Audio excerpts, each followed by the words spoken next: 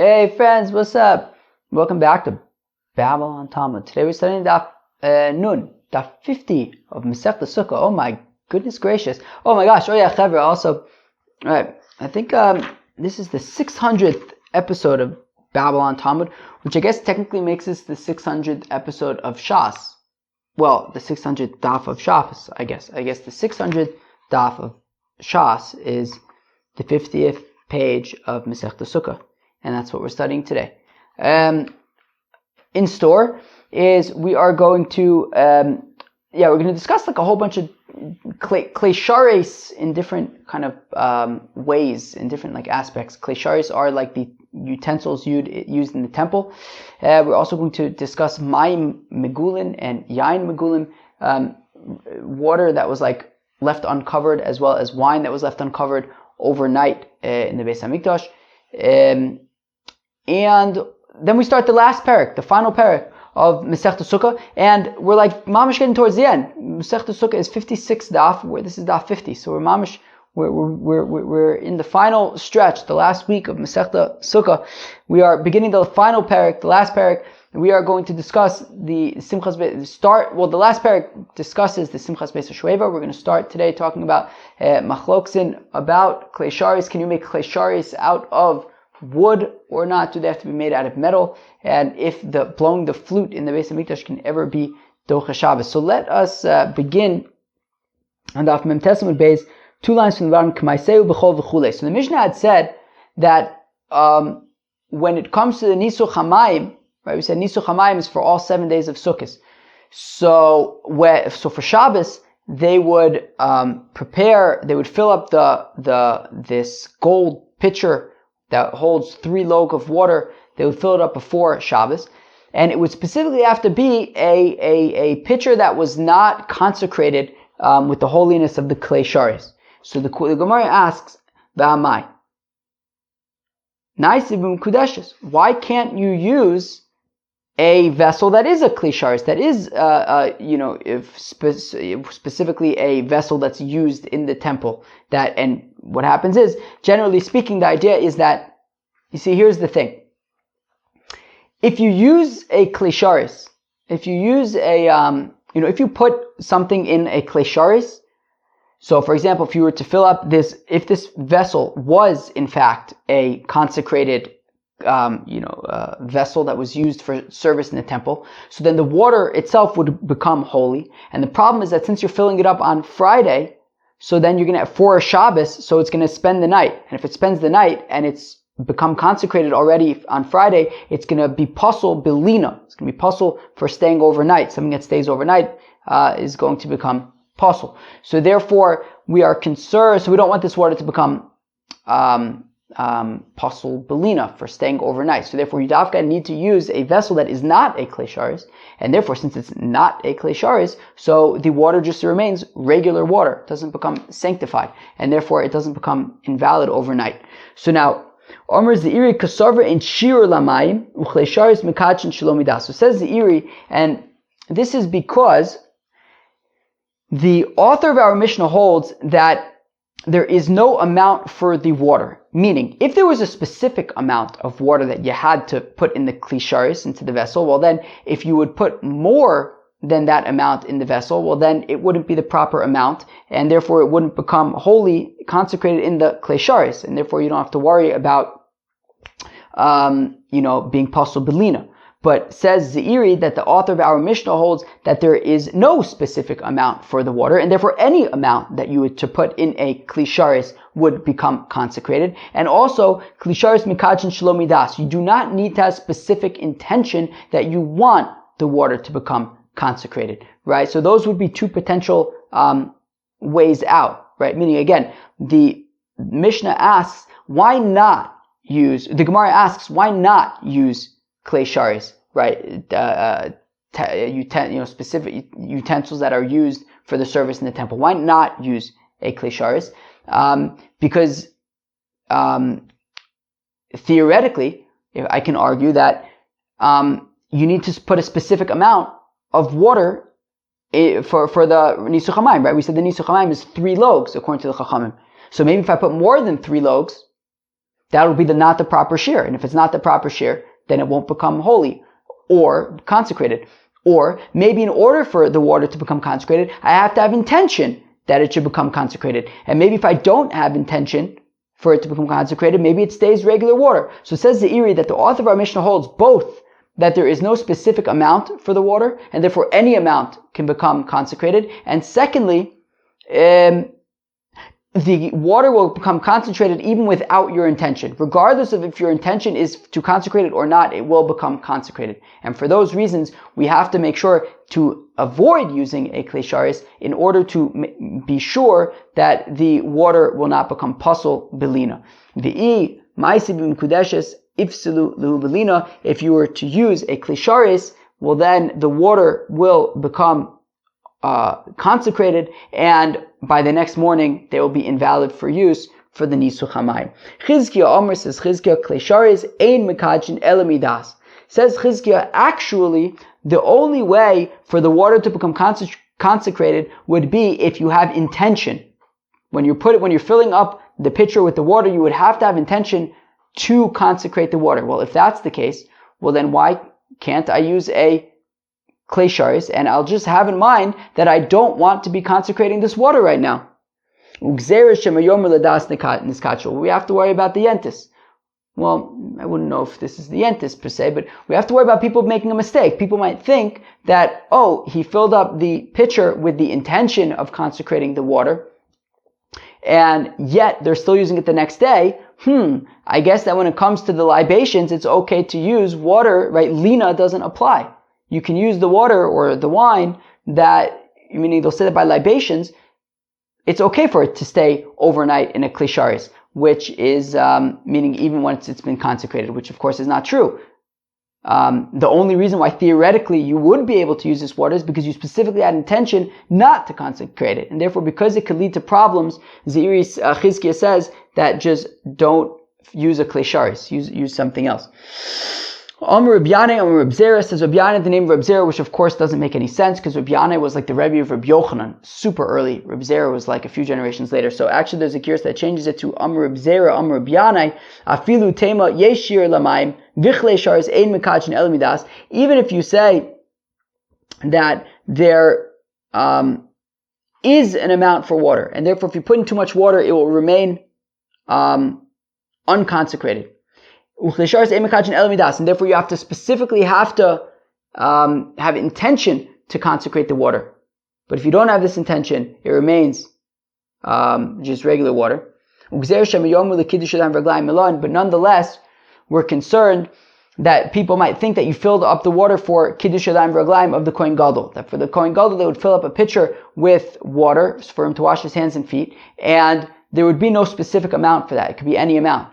And therefore, even if you say that there are specific amounts for, even if you say that there is a specific amount for water, and if you go over that amount, it becomes, it's not going to become consecrated. But nonetheless, we have to be concerned that, people might think that it's water for the Kohen Gadol, which doesn't have any specific amount. And even if it's a lot of water, it still remains, it's still going to be consecrated. And therefore, people might confuse it with the Kohen Gadol's water and think that it is in fact consecrated, and that you're allowed to use for the libations, consecrated libations that stayed overnight, and lina doesn't apply, which of course is not accurate, and therefore just do not use a klei sharis and avoid this whole situation. Alright, pretty technical, but that's why we don't use klei sharis, because we're concerned that if you use klei sharis, then either the waters will become consecrated, or even if they don't become consecrated, people might make a mistake and think that they were consecrated, and that you're allowed to use kind of consecrated overnight waters. It'll make a mess. Let's go weiter. Nishbechon is galso v'chulei. So we said if the water spilled out, or if it was left uncovered overnight, so then what? So then you bring different water from the kior, from the spout water stuff that they had in Azar. What's the problem with using mayim megulim? What's the problem with using the water that was uncovered. Maybe there's going to be some venom from a snake. Well, the venom of the snake, why don't you just use a strainer and strain it out, and then you can use the water. So let's say that the Mishnah is not like Reb Nechemi. The Tanya has been learned in the Brisa, Misanenes yesh bo mishum gilui, that the Brisa says that when it comes to a strainer, you have to be concerned that if the water in the strainer was left uncovered, so then maybe like a snake put its venom in there. Amr ibn Nechemia, a Masai, says Ibn Nechemia, when do you have to be concerned? That's only if the lower section is revealed. But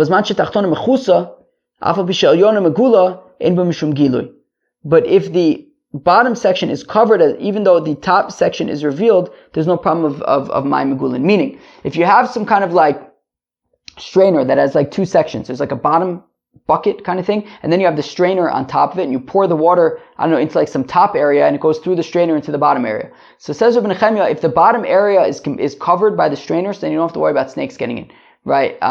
Even if the top part is revealed. All right, so we see because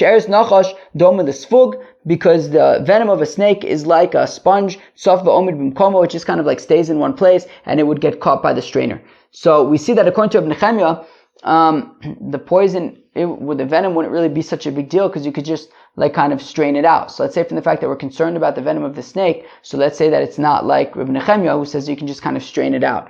So afilu tamer Ibn Nechemia, so says the Gemara, you can even argue that it is Rabbi Nechemia, because Amar de Amr Ibn Nechemia lehedjit aval gavoa mi Amr. Because I'll say that when Rabbi Nechemia says that you're allowed that you could just strain out the venom of a snake and drink the water, that's for a regular fellow. A regular fellow left his water uncovered overnight, so he can just strain it in a strainer and then drink it. However, for God, we don't want to just say, oh, here's this water, it had snake venom in it, alright, let's just strain it and then we'll use it for libations on the Mizbeach.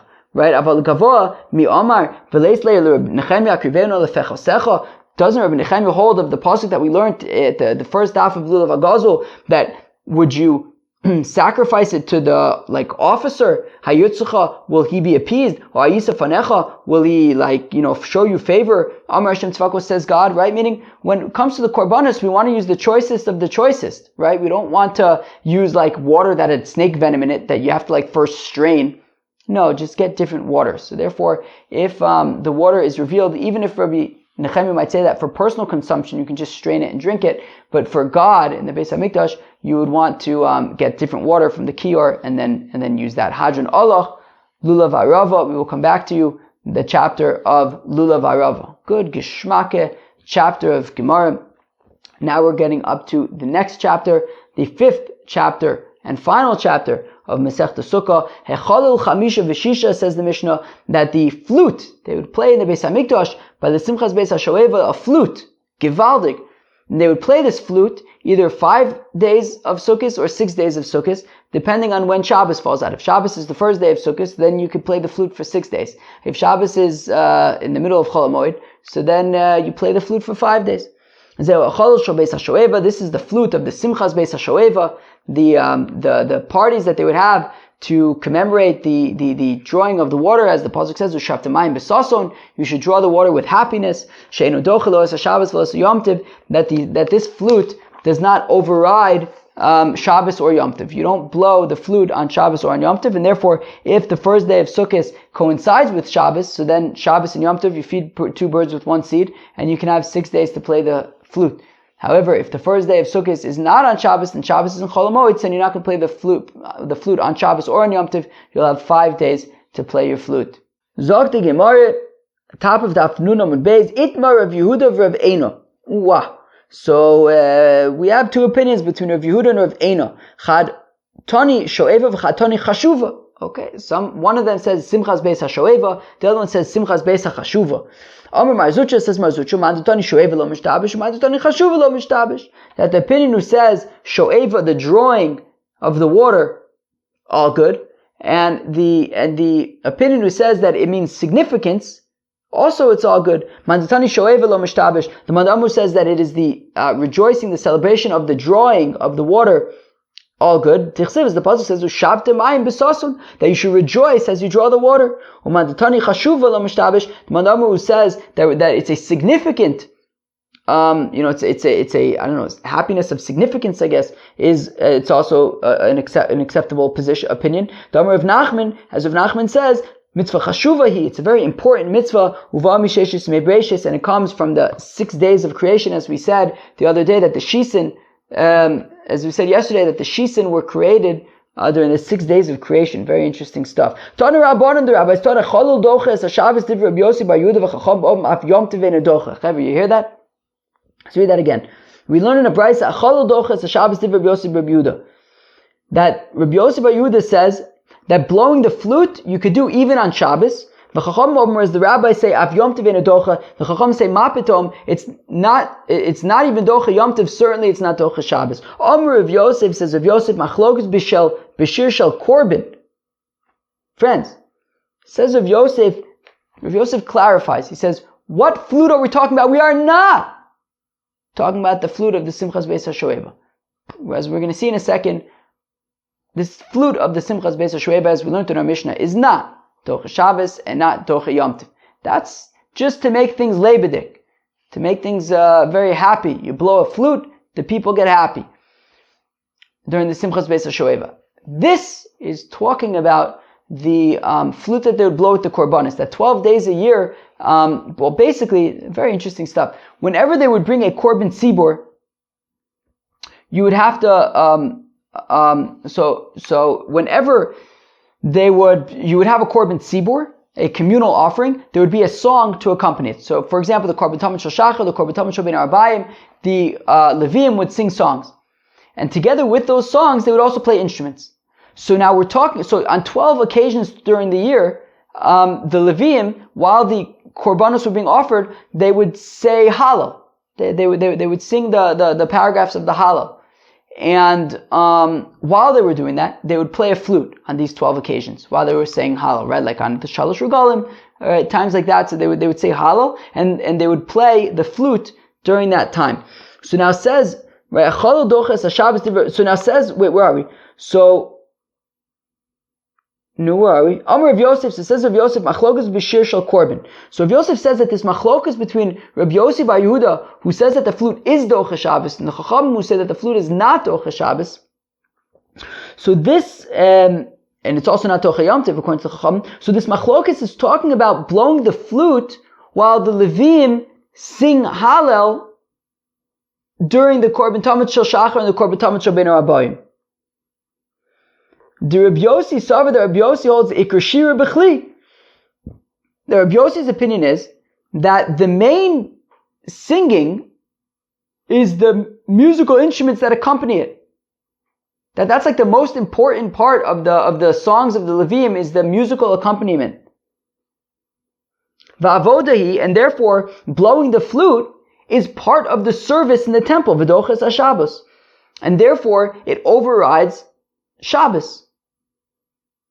And therefore, just like you offer the korbanos on Shabbos, and you'd also sing the Hallel on these 12 days on Shabbos, also the playing of the flute would override Shabbos as well, because it is sort of the most important part of the song, and therefore it's part of the service in the temple.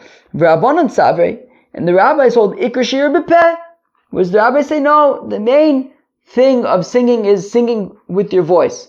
The music, right, the instruments are just musical accompaniment, but they are not the main thing. The main thing is singing the songs, and therefore on Shabbos, you'll have to do it sans instruments, without the instruments. Playing instruments is not an actual service in the temple, technically speaking, according to the rabbis, and it is not Docha Shabbos. Avol Shir Sho'eva, however, the song, and the singing, and the playing of the flute, during the Simchas Beis HaShoeva, Divrei HaKol Simchahi, everyone agrees it's simply just to make lebedik, ve'ena doches HaShabbos, and it does not override Shabbos. So even Rabbi Yossi bar Yehuda agrees that when it comes to the Simchas Beis HaShoeva, you cannot blow the flute on Shabbos or on Yom Tov. Rabbi Yosef Mina Aminallah, Dibraha Plige, So it says of Yosef, how do I know that the machlokas between Rabbi Yossi bar Yehuda and the Chachamim is about whether you say Iker Shira B'chli or Iker Shira B'peh? About, right, that Rabbi Yossi bar Yehuda says that the main part of the singing is the musical accompaniment, and the Chachamim say that the main part of the singing is the singing with their voices. Titania, as we learned in the Brisa, Klei Shari Sha'ason Shel Eitz. If you make a utensil for service in the temple, you make it out of wood. Rebbe Posov, Rabbi Yossi bar Yehuda Machshir. Rebbe says that's not okay. You're not allowed to make klei sharis out of wood. Rabbi Yossi bar Yehuda says, Gizun Tehed, it's kosher. Ma'ala Ba'aka Miflagin says of Yosef that this must be the machlokas between Rabbi Yossi bar Yehuda and Rebbe. Man Dimachshir Savar Iker Shira B'chli. That Rabbi Yossi bar Yehuda, who says that you're allowed to make klei sharis out of wood, he holds that when it comes to singing in the Beis HaMikdash, the main thing is really the musical accompaniment. V'alfinon me'abuva de Moshe. And when it comes to the musical accompaniment, right, and therefore when it comes to the instruments that accompany the singing in the Beis HaMikdash, those instruments are klei sharis, right? They're part of the avodah in the Beis HaMikdash. They're klei sharis. Now, there's a certain flute that was in the Beis HaMikdash from the times that dates back to the times of Moshe Rabbeinu. Very interesting. And it was made out of reeds. And therefore, reeds is like a kind of wood. And therefore, we're saying that according to Rabbi Yossi bar Yehuda, the main part of singing is with the musical accompaniment. And when it comes to the musical accompaniment, there was this flute that was made out of reeds, which is wood. And the musical accompaniment is a klei sharis, and therefore you're allowed to have klei sharis made out of wood. Uman de Pasil, whereas Rebbe, who says that you're not allowed to make klei sharis out of wood, Sover Iker Shiri B'peh, he says, look, the main thing when it comes to singing is the actual singing. And therefore you can't, right, the musical accompaniment is not actually service utensils, and we can't learn out anything from this flute that there was from Moshe Rabbeinu that was made out of reeds. To which the Gemara says, no, everybody agrees that the main thing when it comes to singing is actually the actual musical accompaniment. Okay. So then, maybe then I should say that you're, just like there's this flute of Moshe, maybe I should be able to say that all klei sharis can be made out of wood. Now here what they're arguing about is, Enochinami, there was this flute that dates back to the time of Moshe, and it was made out of reeds, which is wood. But that flute had to be made out of reeds. I guess you can't really make a flute out of like brass or something, out of metal. It has to be made out of wood. And therefore the question is, so Enochinami, there was this flute that was made out of wood. But does that mean that just because you have a flute which had to be made out of wood, that metal wasn't really an option, that means that every klei sharis you could just now make out of wood? The Rabbi Yossi bar Yehuda says that, yeah, you're allowed to make klei sharis out of wood. He holds that you're allowed to learn things that are possible from things that are impossible. Meaning, this flute, it was impossible to make it from anything other than reed. It had to be made out of reed. It had to be made out of reed. But there could be other things, right? Other klei sharis, they could be made out of metal. They could be made out of metal. Rabbi Yossi bar Yehuda says, I don't care. Even though I can make those other things out of metal, since I can make this, since this flute is made out of wood, even though it's impossible to make it out of anything else, that doesn't matter. The fact of the matter is that this flute can be made out of reeds, therefore you can make any of the klei sharis out of wood. The apostle, whereas Rebbe, who says you're not allowed to make klei sharis out of wood, Savar, he holds lo dan efshar mishi efshar. You can't learn out something that is possible from something that is impossible. Rebbe says, look, the flute is impossible to be made from any other material, therefore it's allowed to be made out of reeds. When it comes to other things that you can make out of metal, make it out of metal. Where am I? Or if you want, I'll give you a third option, a third possibility for how to explain the machlokas between Rebbe and Rabbi Yossi bar Yehuda when it comes to if you can make a klei sharis out of wood or not. You you could say that everyone agrees actually that the main part of the singing is the actual singing and not the instruments. Ve'ein danan efshar mishi efshar, and you can't learn out things that are possible to be made from other materials, from things that are possible, from things that have to be made out of wood. Okay, so now Rabbi Yossi Bar Yehuda says that you're allowed to make klei sharis out of wood.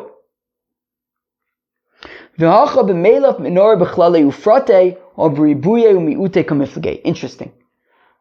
So the machlokas here between Rebbe and Rabbi Yossi Bar Yehuda is a question of outlook.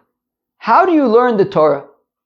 When it comes to the menorah, there's a series of psukim that can either be understood by klal, ufrat, uklal, or by ribui, miut, and ribui. We'll get there in a minute. Should we get there now? I guess so. Okay. Basically, when it comes to the menorah, in the context of the menorah, there's a sort of a general verse, followed by a specific verse, followed by another general verse. That's what's called klal, ufrat, uklal. A general thing, and then a specific thing, followed by another general thing. Or, alternatively, a ribui, which is like an inclusive thing, a miut, an exclusive thing, and a ribui, another inclusive thing. And what's the difference? The difference is like this. If you say klal, ufrat, uchlal, so that means there's a general rule, right? So as the Gemara is going to, maybe let's actually read it inside. So,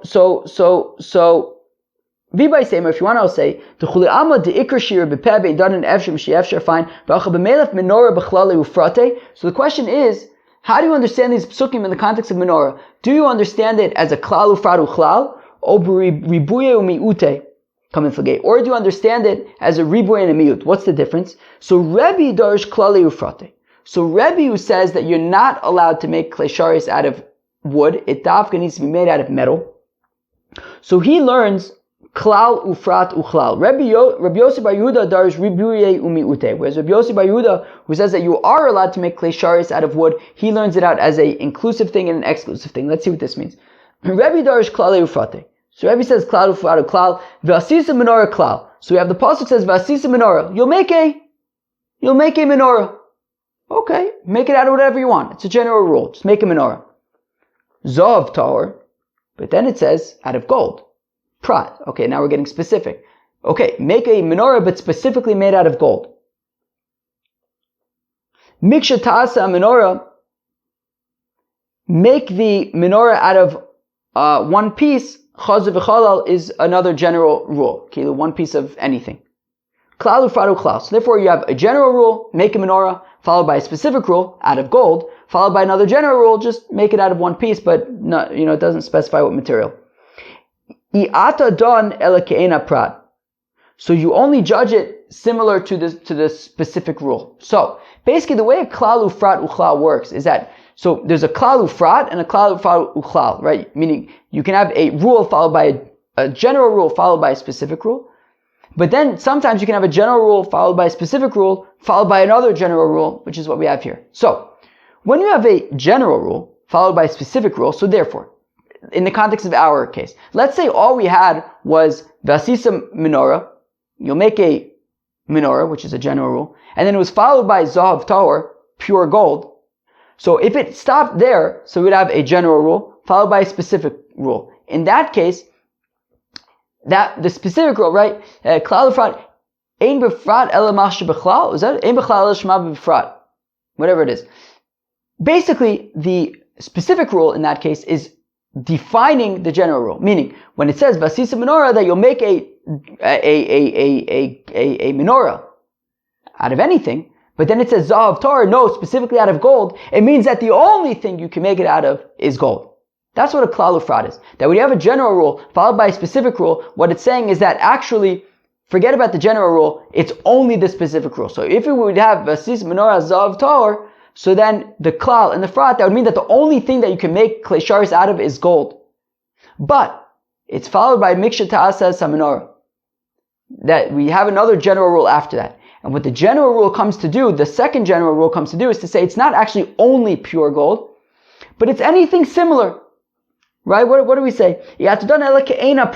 So what the second general rule accomplishes is that it includes things that are similar to the specific rule. So the specific rule was pure gold, And now comes the second general rule to say that it's not only pure gold, but any kinds of metals. Any kinds of metals. Ma'aprad meforish shamateches, just like the specific rule, the pure gold is metal. Av kol shamateches. So basically, any kli sharis can be made out of gold, not wood, gold.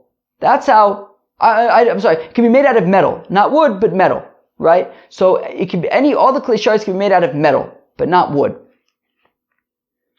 That's how Rebbe understands it. Rabbi Yossi bar Yehuda darish ribuye miute. Rabbi Yossi bar Yehuda understands these same psukim not as a klal ufradu klal, but in a different construct, which is ribuy umiut.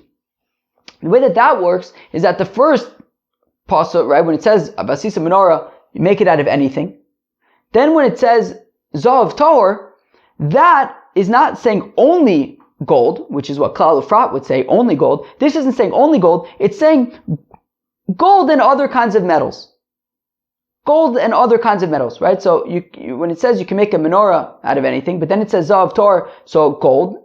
So it's a ribuy and a mute. It's excluding, it's saying, look, it could be any kinds of metals. Basically the equivalent of klal ufradu klal, right? The ribuy and mute is basically the same thing as klal ufradu klal. Now then when you have the second ribuy, right, when it says miksha tasis menorah, it's coming to say actually it can be made out of anything you want, right? Meaning initially it said we can make it out of anything. Then it said, well, only things that are similar to gold, so like any metals. But then there's another ribuy afterwards to say, actually forget it, you can make it out of whatever you want.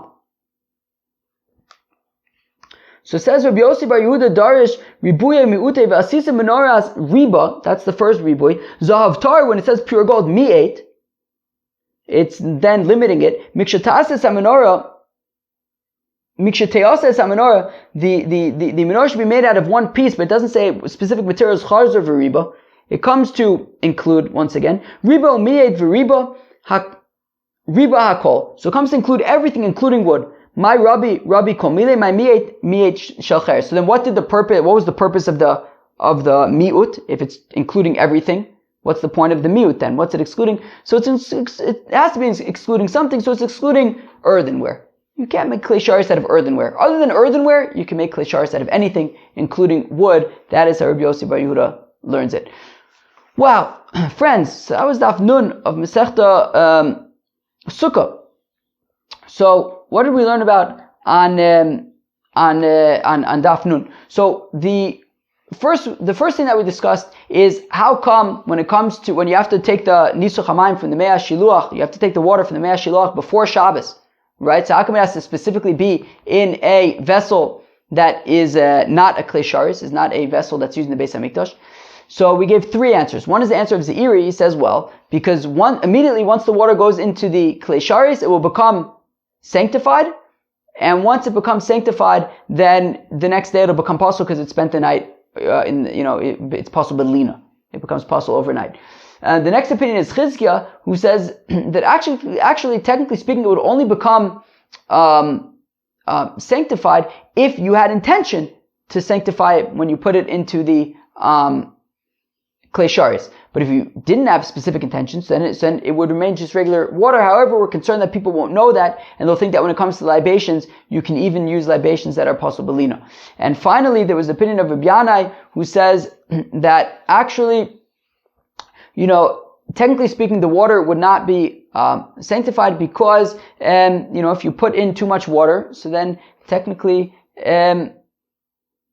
if you put in too much water, so then you don't have the proper shear and it wouldn't become sanctified. However, people might mistake it with the water for the what's it called? Kiddush Yadayim v'Raglayim of the Kohen Gadol, that could be any amount and it becomes sanctified. So since they might confuse it with that and then think that for the libations you could use sort of water that's possible lina, so they say just avoid it and don't use the klei sharis. Okay, fine.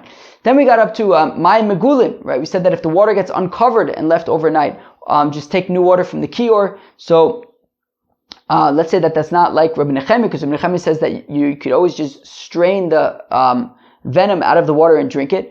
So it must not be Rabbi Nechemia. Then we say, no, it could even be Rabbi Nechemia, because Rabbi Nechemia might say that while you might be able to drink that water, you don't want to give it to God on the Mizbeach, because we want to use a higher level for that. Then we got up to a new Mishnah and a new Perek. that says that that discusses blowing the flute for the Simchas Beis HaShoeva. We say that depending on when the first day falls out, if it falls out on Shabbos, so then you could blow the flute for 6 days on Sukkot. If it falls out, if the first day of Sukkot is some other day, so then Shabbos is on Chol HaMoed, so then you blow the flute for 5 days. Okay. Then we saw two opinions. Some say it's Simchas Beis HaShoeva because it's Shavtemayim B'Sason, because you want to draw water and happiness. Some say it's Simchas Beis HaChashuva, that it's a very significant mitzvah, and it comes from the 6 days of Bereshis.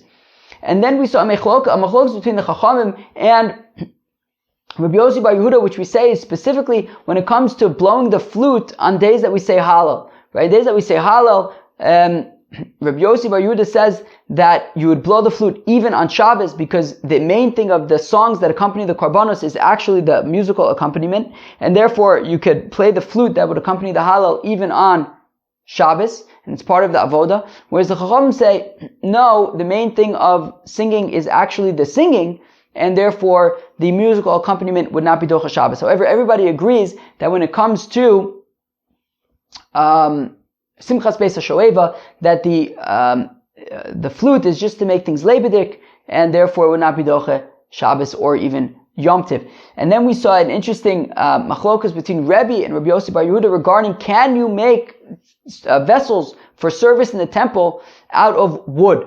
Rabbi Yossi Bar Yehuda says Gesundheit, no problem. Rebbe says no, you may not. And we saw 3 ways of understanding that machlokas. One is to say it's a matter of Iker Shir Bechli, or Iker Shir B'peh, that Rabbi Yossi Bar Yehuda says, look, the main way, when it comes to singing by the Korbanos, the main thing is the musical accompaniment, and therefore the musical instruments are actually klei sharis, and there was a musical instrument that was a flute that was made out of reeds, and therefore klei sharis could be made out of reeds, i.e. wood. Whereas Rebbe says that the main thing of the singing was the singing itself, and not the musical accompaniment, and therefore the musical instruments are not klei sharis, and who cares that there was a flute made out of reeds? That doesn't have any bearings on whether you can make klei sharis out of wood. The other way to understand it is that, well, even if you want to say that the main thing of singing is actually the instruments, and therefore, well, there was a flute made out of reeds, maybe I should be able to make klei sharis in general out of wood. The thing is that when it came to the flute, it had to be made out of reeds. You can't make it out of metal, so therefore it had to be made out of reeds. So now, does that mean that now I can make any klei sharis that I want out of wood? Rabbi Yossi Bar Yehuda says, yes, it does mean that. Rabbi says, no. In a case where it's impossible, well, you have to make it out of wood, so you make it out of wood. But in a situation where you can make it out of something else, make it out of something else. That's the opinion of Rebbe. And then finally, the way to understand this machlokas is whether you understand, psukim in the Torah as a klal ufrat uchlal, such as Rebbe does, or as a ribui umiut v'ribui, as Rabbi Yossi Bar Yehuda learns it. Rebbe says klal ufrat uchlal. So when it comes to menorah, there's a general rule, and then it says specifically gold, and then it goes back to say anything. So therefore it means that gold and things that are similar to it, such as any other kinds of metals. So says Rebbe, that's how you learn this psukim by menorah, and therefore we learn that by klei sharis in general. You can make klei sharis out of any kinds of metals. Rabbi Yossi Bar Yehuda learns it out ribui miut ribui, which basically says that you can make klei sharis out of anything. Not just metals, but anything. The only thing that gets excluded is earthenware. But other than that, you can make the klei sharis out of anything, including wood. Cheved, I was daf nun, daf 50, daf 600 of Shas, and the first daf of the last parak of Masechta Sukkah. I hope you enjoyed it. Have a great day. Cheers.